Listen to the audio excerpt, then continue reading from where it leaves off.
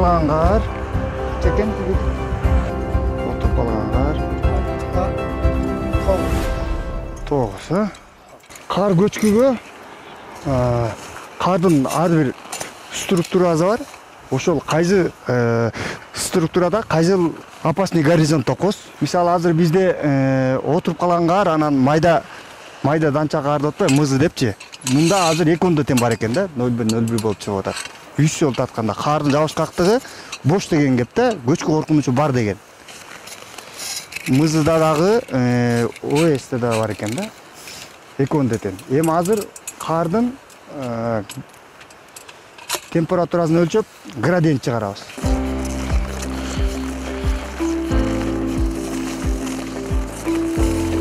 Биринчи рейкада 14 сантиметр. Экинчиде.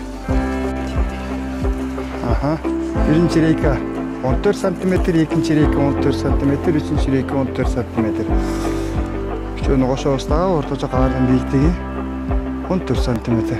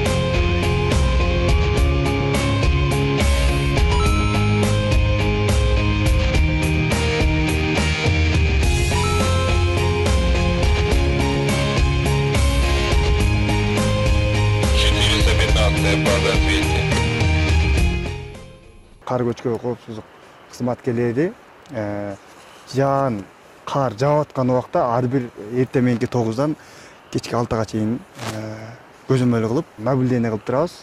Жана ошондой эле ар бир 10 күн сайын декадный дейт. Декадный деп коебуз. Ушу чычкан капчыгайы жана ала бир ашуусунда кардын бийиктигин аралыктан өлчөөчү атайын кар көчкү тилкелерине тактайчалар орнотулган. Ошолорду жана ошондой эле кардын структурасы физико-механический свойства снега деп коет.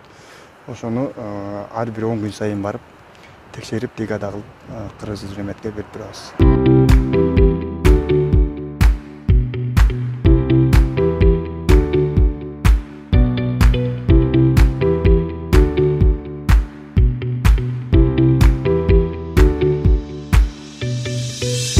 Флигер деп коебуз. Бул шамалдын багыты, анан секундасына канча метр шамал болуп атат, багыты, ылдамдыгын билип турабыз да.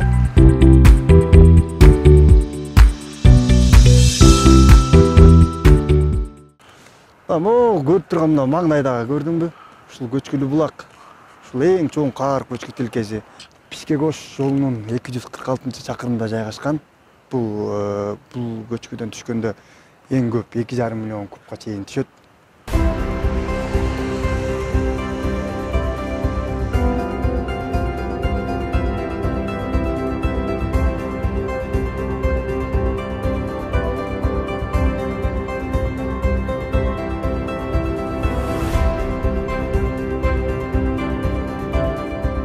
Аппарат Азбука мырзаны 3 жыл болду колдонбой калганыбызга.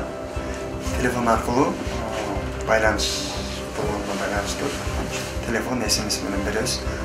Бул менен 3 жыл болду. 1965-жылдан бери ушу 2017 жылга чейин ушул менен иштеп беребиз. Азыркы маалыматты уюлдук телефон менен беребиз.